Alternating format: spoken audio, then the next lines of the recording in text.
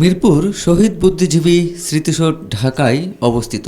এটি ১৯৭১ সালের ১৪ ডিসেম্বর বাংলাদেশের স্বাধীনতা যুদ্ধের সময় নিহত বুদ্ধিজীবীদের স্মরণে নির্মিত হয়েছে।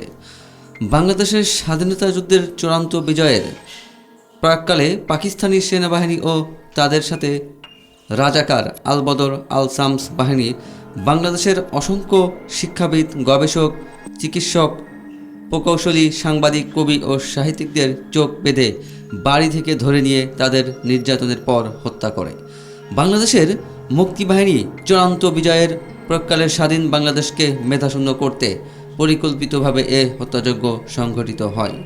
পরবর্তীতে ঢাকার মিরপুরে গণকবরে তাদের মৃতদেহ পাওয়া যায়।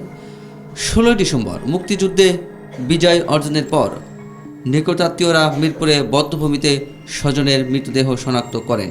অনেকের দেহে আঘাতের চিহ্ন, চোখ, হাত পা বাঁধা, কারো কারো শরীরে একাধিক গুলির চিহ্ন দেখা যায়। অনেককে ধারালো অস্ত্র দিয়ে জবাই করে হত্যা করা হয়েছিল। হত্যার পূর্বে যে তাদেরকে নির্যাতন করা হয়েছিল সে তথ্য বের হয়ে আসে।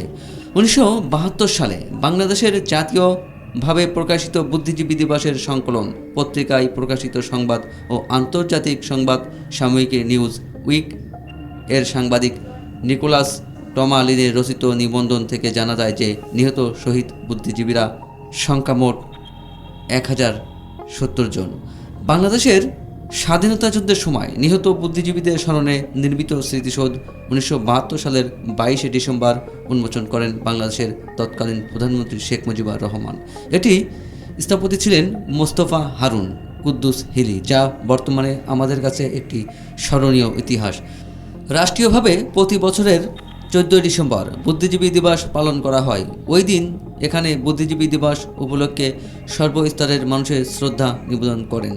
দিনটিকে ঘিরে চলতে থাকে বর্ণাঢ্য আয়োজন ও শোভাযাত্রা। এখানে দেশের বিখ্যাত ব্যক্তিদের কবর রয়েছে যারা মুক্তিযুদ্ধের সময় শহীদ হয়েছেন এবং দুজন শহীদ বীরশ্রেষ্ঠর কবরও রয়েছে।